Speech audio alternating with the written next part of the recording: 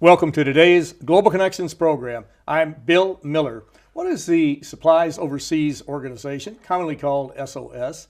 What is SOS doing to provide medical assistance to many developing areas of the world?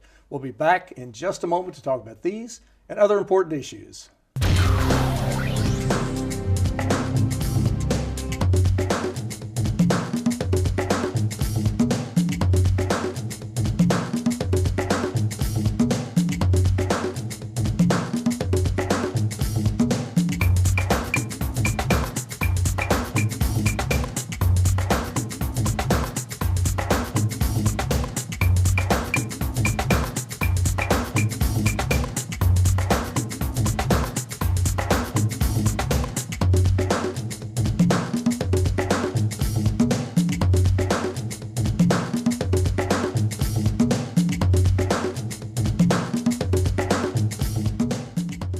Welcome back to our program. You're watching Global Connections Television, which is an independently produced program.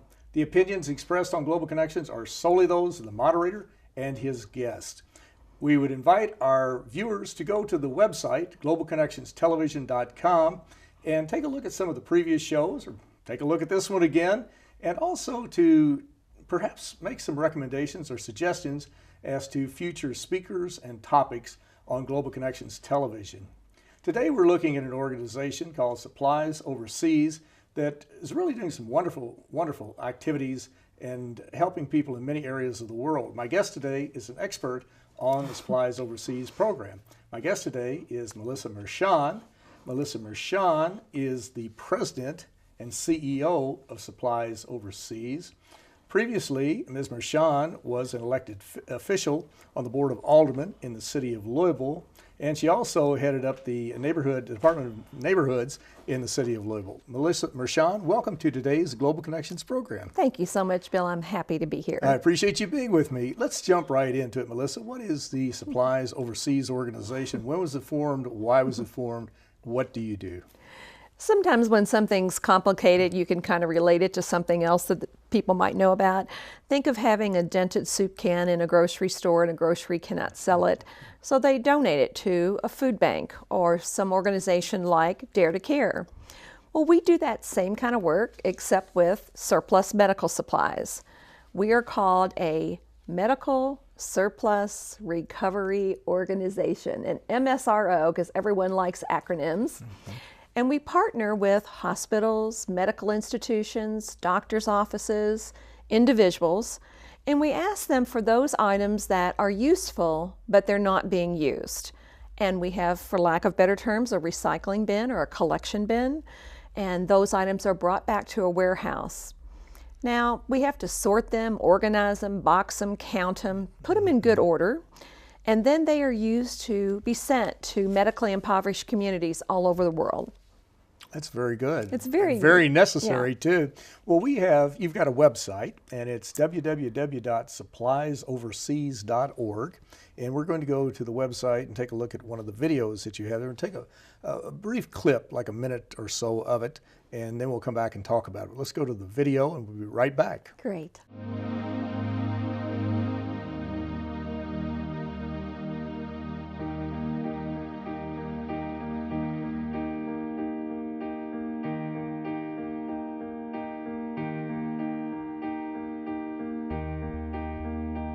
In late February of 2012, Supplies Overseas teamed up with Healing the Children to address critical healthcare needs in the Manabí province in Ecuador.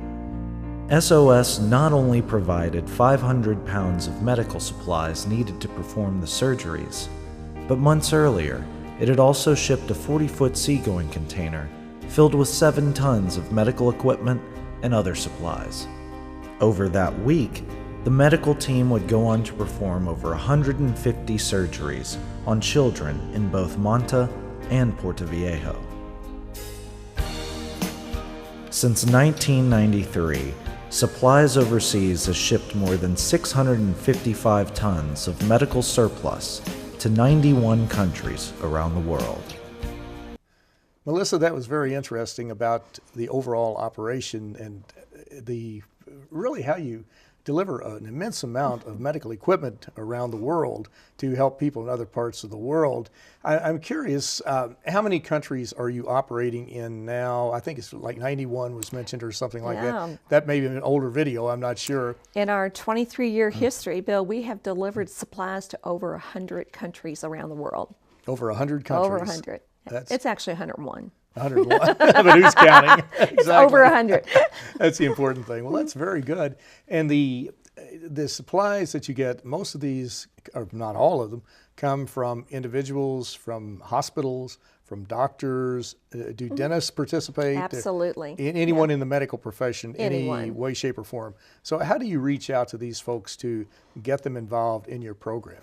Well, you know, everything starts with a partnership.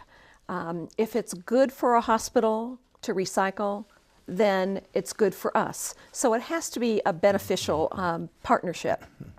Hospitals find it beneficial because if they didn't partner with us, they would have to pay to put these supplies in a landfill. So they can donate them to supplies overseas.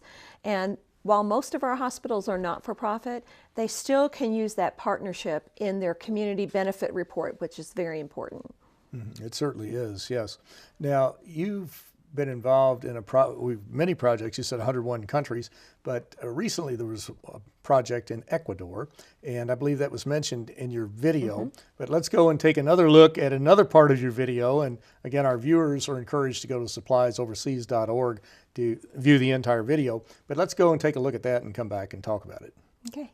Here at the Supplies Overseas warehouse in Louisville, Kentucky, volunteers are organizing surplus medical supplies that will be strategically distributed to countries around the world based on their specific needs.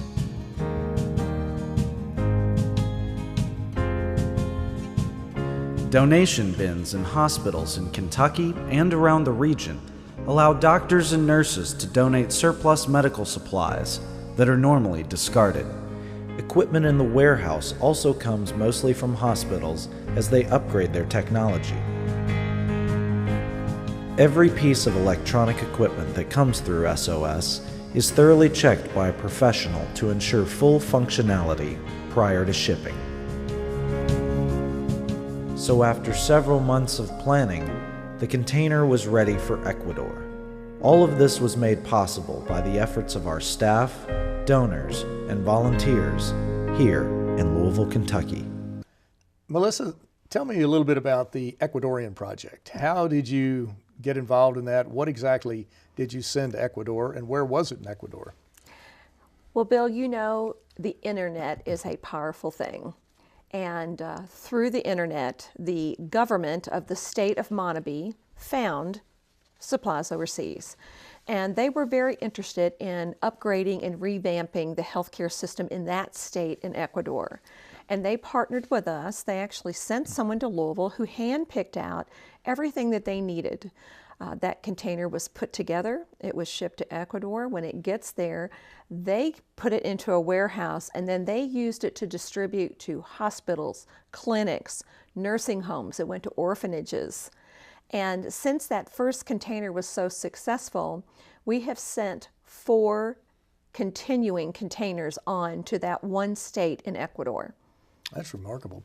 The goods that you get, the supplies that you get, what are some of the criteria that you have?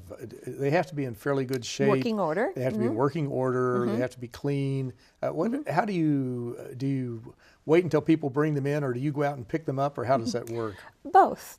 So with our hospitals that generate a lot of surplus, they may need us to come pick that up twice a week. Once a week.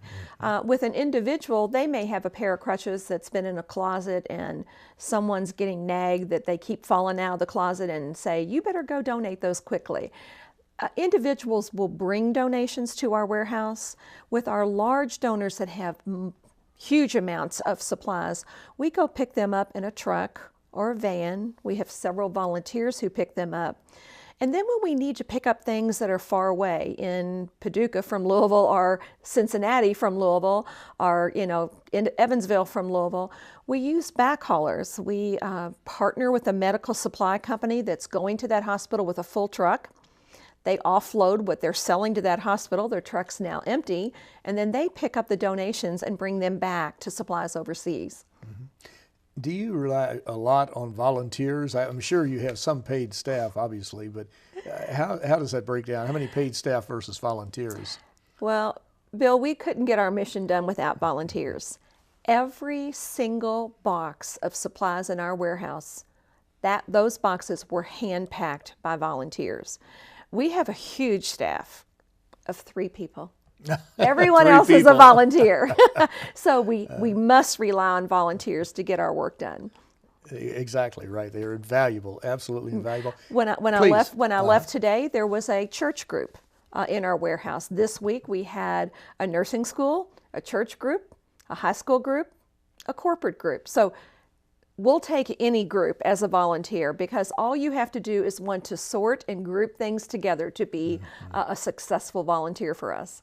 And of course, if people do go to your website, they can volunteer at that point, or at least get the number to call you and to pursue it.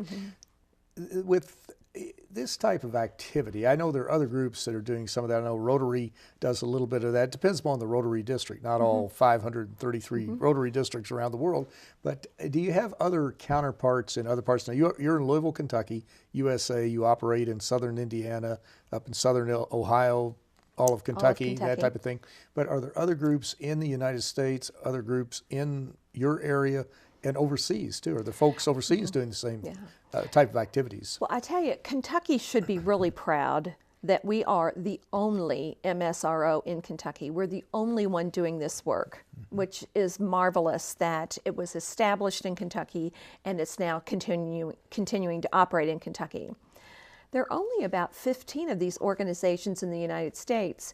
And when you hear the poundage that we collect a month, you would think that every major metropolitan area would have one. But it's a difficult not-for-profit to run. It has many parts. You were asking me about shipping internationally, which is always a challenge. And we've had many groups come and tour our not-for-profit because they would like to start one up. And when they tour it, oh my gosh, this is so huge, it's so difficult. And we said, we didn't start this big. We started small. So, any good idea is worth starting and letting that idea grow. You have to begin with one step. That's right. The first mile begins with one step, and that's or kilometer, whichever the case might be. And you have to begin small, obviously. This type of activity, though, is so vital, and it's something that can really make a life and death difference in the lives of people in other parts of the world. What's a average week like? How many delegations do you have, say, in the course of a week or 2 weeks that you interact with in your office in Louisville, Kentucky? Do you have delegations coming in and viewing what you have and that type of thing? Absolutely. It's Kentucky to the world. We are a mini UN. To give you an example of the companies and countries that came into our warehouse this week, I had a meeting with a group from Ukraine. As you know, they're having a civil war, which would any bad things cause people to need items. We had Gabon come in. The University of Kentucky and the city of Paducah are partnering because they're building a water system in that West Africa country, and they want to help with healthcare supplies. I met with a group of 2 people. His wife is going to medical school here at the University of Kentucky, and he wants to send a container back to his home country in Zimbabwe. We are sending this week a container to Liberia, and last week we sent one to Mexico. The world is small. We are well connected, and if there are surplus in one area and there's a need in another, the internet and the phone can connect us so easily today to make that bridge happen. Now, you were talking about your partners too. Do you team up? I'm sure you team up with a lot of different groups, church groups and what have you, but internationally, do you team up with other organizations, maybe UN agencies like the World Health Organization, the UN Children's Fund, or other groups like Save the Children, different ones like that? Absolutely. We work there with all those international partners. You can imagine that when we ship something to another country, something that may expire 3 months from now here may not be acceptable in another country. So we follow World Health Organization guidelines, And we ensure that those supplies that reach the countries who have asked them fit the criteria of the World Health Organization. That's very important to cooperate and to coordinate, because it's a group effort. It really is. Let's go back to shipping for a moment. That's always fascinated me because it is expensive to ship. It can be expensive within the borders of a particular country, but certainly when you ship overseas. How do you do that? You rely on contributions. You're a 501c3 organization. Right. People can donate to you and get a tax write-off. But do you get corporations to help pay for this? Do some of the airlines or shipping companies donate a certain amount of space? How does that work? You said that with a smile, didn't you? Well, we've done this before. I don't see too many donations. When the medical items come into our warehouse, they could leave our warehouse in something as small as a suitcase. Someone could hand carry them on a medical mission trip. But the way they leave in large ways, of course, is in a 40-foot ocean-going container, and that's where the shipping costs come in. Now, what we try to tell our partners immediately, we try to give them the shock factor right up front, because you know that they're expensive. We ask for a $12,500 sponsorship of a container for the medical supplies inside. Then we tell our partner to be prepared to raise $20,000, because the shipping costs are going to be between $4,000 and $7,000, and they should know that up front. Just depends on what country you're going to go to. When you say, I have to raise $20,000, that's a lot of money. The average value of the supplies that go into that 40-foot container could be $250,000. So dollar per dollar donation, it's a great investment to be a part of recycling surplus medical supplies. Exactly. And if these countries had to raise the money to buy this equipment brand new, it would be prohibitively expensive. Yes. They just simply couldn't do it. It'd be very, very difficult to do. So it is. Now, you brought some supplies with you. And I started, before we talked about this project, I was thinking, when you went to the hospitals and what have you, the people, perhaps the hospitals donated EKG machines or whatever, all this really sophisticated, expensive equipment.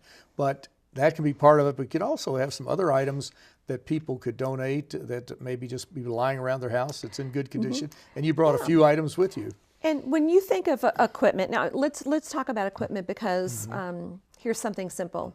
We had an iPhone 3, the iPhone 5 came out. We all had to have it. Technology is asking us to keep pace. Well, when we do move from one piece of technology to another, what do you do with the leftover?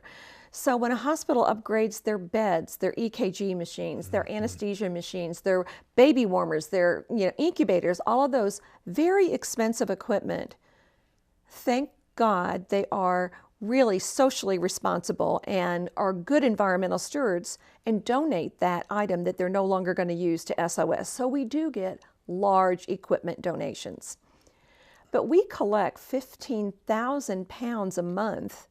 And Bill, you'd be surprised at how much of it is as simple as an ACE bandage. When we use an ACE bandage on you in our country, we wrap you around 3 times, and maybe this much is left on a Band-Aid. Well, in our country, we must throw it away because we have very high standards and regulations. And we have very low infection rates in our country because of it, because we have the best healthcare system in the world. But this bandage is needed and can be used many places in the world. So that's just one example of how surplus is created.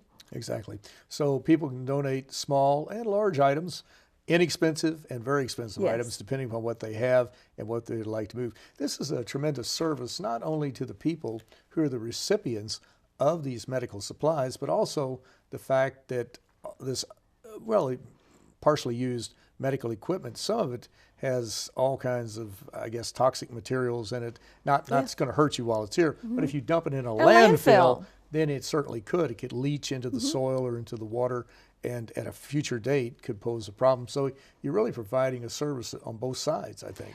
You know, when we think of the mission of Supplies Overseas, I look at environmental stewardship. You know, when you talk about what kind of people come volunteer, we have people come volunteer because they're greenies. They know that 300,000 pounds would have been thrown in a landfill last year if it wasn't for supplies overseas. So the environmental stewardship aspect of the mission is beautiful. The humanitarian aid aspect of the mission is beautiful. And the fact that we're looking at global health equity, that everyone around the world has access to affordable health care. You wrap those three in one, we are a very unique mission. You certainly are, yes. Well, as you look at what you've done, your track record in the past, and you look at the future, what do you see? I'm sure finances is always a problem, but what do you see as some of the major challenges to your operation as you move forward well into the 21st century? Well, we talked about volunteers and what great volunteers we have. One of our challenges is when that medical equipment comes in, the most important thing we have to do is test it. It has to be in good working order. If it's not working in Kentucky, it certainly isn't going to work in a third world country. Attracting biomedical engineers to come and volunteer to test that has been a challenge. So your viewers are interested in international affairs. They probably know someone in the medical field. If they know someone who's a biomedical engineer, ask them to come volunteer at SOS because we need their professional skills desperately. You talked about needing money. You know, the money that is needed to keep your lights on and gas on, you know, you can raise that operating funds. When you want to go send a container of medical supplies, when a hospital or a bank or a corporation sponsors it, it's easy to get those supplies over. But right now we're working on a container that was difficult. We're working on a container that's going to Liberia. And the Liberians in Kentucky came together because they were so concerned about Ebola for their loved ones that are home. And they had a very difficult time raising the money. So if we had sponsors who said, I really don't care where the supplies go, put it to a good need, then maybe we would have had a little bit of money to help that group that is incapable or that had a challenge of raising that money themselves. So fundraising is always difficult for an organization. And like many not-for-profits, Bill, wouldn't it be wonderful if we could go out of business? Wouldn't it be wonderful if we didn't create the surplus and everyone who needed something had what they needed? Until then, we need our hospital partners. They're so important to us. We have so many in Kentucky, all the large systems, you know, volunteer with us. Many of our smaller hospitals, maybe just their OR, or maybe just when they do equipment upgrade. So finding those hospital partners who want to increase their recycling of surplus medical supplies is important to our future. And I think you hit it right on the head when you said we need to work ourselves out of a job. And that's really the goal of so many groups that are providing assistance. And the idea is for people all in the United States and all around the world too, to be at a certain level, a certain socioeconomic level where they can take care of their own problems and handle their own issues, and they don't need as much assistance from outside sources. And of course, it's like the United Nations. The UN, one of the goals, take peacekeeping. You've got 16 UN peacekeeping missions right now.